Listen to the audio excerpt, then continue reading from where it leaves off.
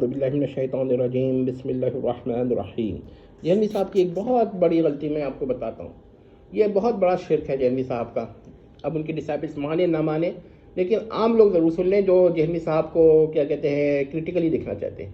ظاہر ڈسائپلس جو ہے وہ ان عوام سے خارج ہیں جو کیا کہتے ہیں نیوٹرل ہو کر دیکھنا چاہیں گے۔ وہ تو اس طرح دیکھتے ہیں کہ جہلمی صاحب نے جو کہہ دیا وہ ان کے نزدیک وحی الہی سے بھی بڑھ کر ہے، نعوذ باللہ، یا برتر ہے، الیاذ باللہ، استغفر اللہ۔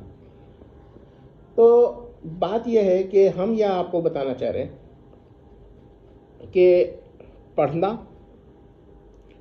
پڑھانا اور پڑھوانا، ان تینوں کے معنی مختلف ہیں۔ وہ کہتے ہیں بھائی کہ خواجہ مولانا تھانوی صاحب نے اپنا کلمہ پڑھایا، تو نہ یقین مانیے پڑھایا، نہ پڑھا اور نہ پڑھوایا۔ اب یہ تینوں کے جو معنی ہیں نا، اس کے معنی میں ایک جگہ بیان کر چکا ہوں، یہاں بھی نوٹ کر لیجئے کہ پڑھنا آپ ٹیکسٹ دیکھیے اور پڑھ دیے اس کو، یا اپنے میموری سے پڑھنا شروع کر دیجئے۔ پڑھانا کہ آپ خود پڑھتے جائیے اور کوئی آپ کے ساتھ پڑھتا رہے، اور پڑھوایا کہ کسی سے کہتے ہیں یہ پڑھو، یا یہ کہہ دیں کہ فلاں شخص سے کہو کہ یہ پڑھے، تو وہ پڑھوایا ہو جاتا ہے۔ پڑھوایا میں دو مفعول ہوتے ہیں، پڑھایا میں ایک مفعول ہوتا ہے، اور پڑھنا میں کوئی مفعول نہیں ہوتا۔ تو ذرا دیکھ لیجئے، تو یہ تینوں کا فرق ہے۔ تو یہ کہنا مولانا تھانوی صاحب نے کلمہ پڑھایا بالکل غلط ہے، کیونکہ جس وقت اس نے یہ مرید نے خواب دیکھا اس وقت تو نہ پڑھا اور نہ پڑھایا، ان کو تو پتہ بھی نہیں ہوگا، بلکہ پتہ نہیں تھا، وہ تو خط سے پتہ چلا۔ اور اگر آپ کہیے کہ اچھا پتہ چل گیا تو اس وقت ان کی تکفیر کرنی چاہیے تھی، تو وہ تو اس میں لکھا ہوا تھا کہ وہ ہوش و حواس میں نہیں تھا۔ تو اور خواب میں تو دونوں پہ حکم نہیں لگتا، نہ اضطرارً حکم لگتا ہے اور نہ خواب پر حکم لگتا ہے۔ تو یہ ہے۔ اب تعبیر پر اختلاف ہو سکتا ہے، جہلمی صاحب آخر یہ کہہ سکتے ہیں کہ خواب شیطانی تھا، انہوں نے اسے شیطانی نہیں مانا، تو یہ اس پر مبنی ہے کہ خواب میں کفریہ الفاظ سنیں تو خواب شیطانی ہوگا۔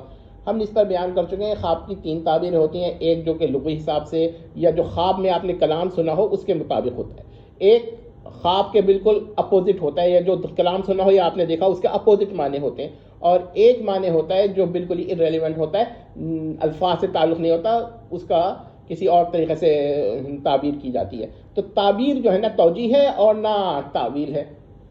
یہ سب باتیں جہلمی صاحب کو معلوم ہوں گی، مگر کیونکہ ان کو اعتراض کرنا ہے، خود اگر وہ اس طرح کا خواب دیکھ لے نا تو وہ شاید 10,000 توجیہ کر لیں اس کی، لیکن دوسرا اگر وہ کام کرے گا تو وہ نہیں کریں گے، معاف کریں گے، تو معاف ہمیں ان کے معافی کی ضرورت ہی نہیں ہے۔ بہرحال میں صاف کہہ رہا ہوں کہ چشتی رسول اللہ کا کوئی دفاع نہیں کرتا، بحث صرف اس پہ ہوتی ہے کہ جس آدمی نے پڑھا یا خواجہ معین چشتی صاحب اس وقت کافر ہوئے کہ نہیں ہوئے، دفاع نہیں ہو رہا۔ اگر وہ ہوش و حواس میں تھے، سب کچھ جانتے تھے، تو وہ اسی طرح کافر ہو جائیں گے جس طرح جہلمی صاحب کا ڈسائپل جو ہوش و حواس میں لوگوں سے یہ سوال کرتا پھر رہا تھا کہ کیا کہتے ہیں کلمہ، وہ پڑھنے کو تو نہیں کہہ رہا تھا مگر وہ یہ کہہ رہا تھا کہ نبی کو گالی دو، الیاذ باللہ الیاذ باللہ، تو وہ کفر نہیں ہوا، یہ کفر ہو گیا۔